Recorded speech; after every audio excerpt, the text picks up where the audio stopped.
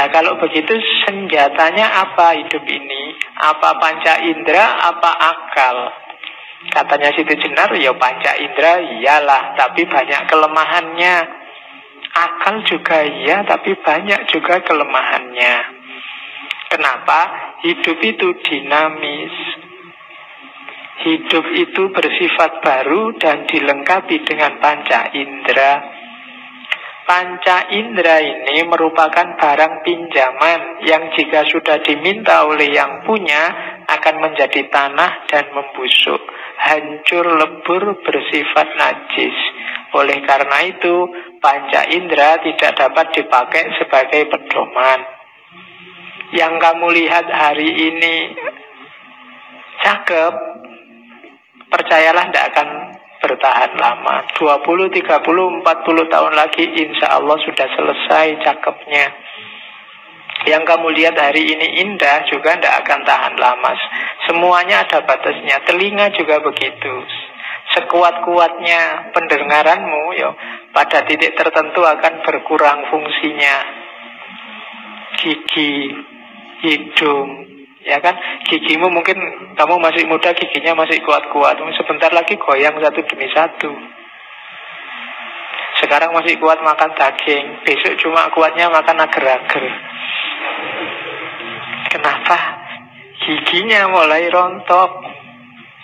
Dulu waktu kamu pramukaan, zaman aliyah, zaman sanawiyah, jalan berkilo-kilo santai ketawa-ketawa. Sekarang naik sepeda ontel dari sini sampai UIN sana sudah tobat-tobat. Kenapa? Ya diakui aja sudah yang namanya jasmani panca indera itu semakin susut kekuatannya. Terus, lah kalau akal gimana? Demikian pula budi, pikiran, angan-angan dan kesadaran yang berasal panca indera tidak dapat dipakai pegangan hidup karena tadi ya tidak abadi. Akal juga begitu. Akal dapat menjadi gila, sedih, bingung, lupa, tidak jujur. Akal itu pula yang siang malam mengajak dengki, bahkan merusak kebahagiaan orang lain. Dengki dapat pula menuju perbuatan jahat, menimbulkan kesombongan, untuk akhirnya jatuh dalam lembah kenistaan, sehingga menodai nama dan citranya. Kalau sudah sampai sedemikian jauhnya, baru orang menyesalkan perbuatannya. Akal juga begitu. Kalau madepnya ke duniawi yang jasad materi tadi, hasilnya burem-burem semua, hasilnya akal itu. Kalau ada orang iri, dengki, ngamuk, marah, itu semua karena madepnya ke sana. Akal ya sering keliru. Jadi akal tidak bisa disandari, panca indera nggak bisa disandari.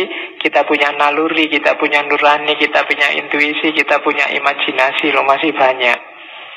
Sayangnya kita tidak peka, kita nggak canggih mendaya gunakannya. Itu yang bikin kita sering keliru-keliru membaca realitas. Membaca Ahok itu harusnya pakai panca indera, pakai akal, pakai nurani, pakai naluri, pakai nas, apa pakai apa. Membaca HTI itu, yang sekarang ruwet itu, harusnya pakai hukum, apa pakai akal, apa pakai nurani, apa pakai naluri, apa pakai intuisi, apa nunggu ilham dulu, dan seterusnya. Kita tidak canggih di bidang itu. Jadi itu yang dikritik oleh Siti Jenar. Batin kita gelap karena sandarannya hanya panca indera sama akal yang orientasinya ke materi.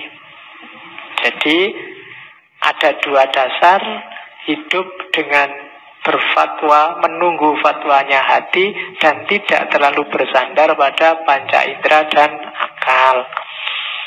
Terus, kenapa Syekh Siti Jenar sering mengkritik para ulama dan santri zaman itu?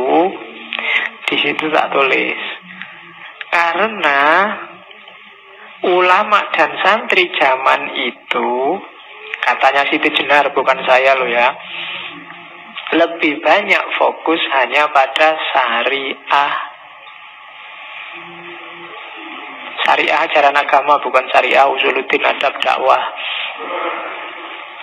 Jadi hanya fokus pada syariah lahir, atau ya pakai istilah sembah raga.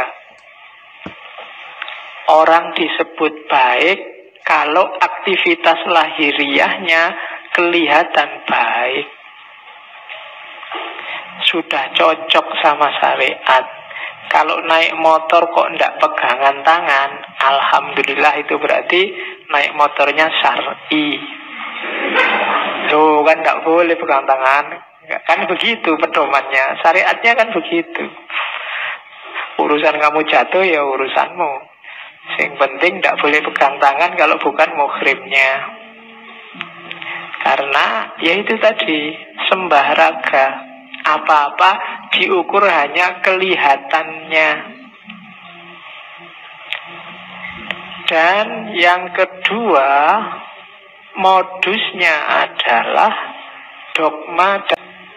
Dan yang ketiga, rayuan surga.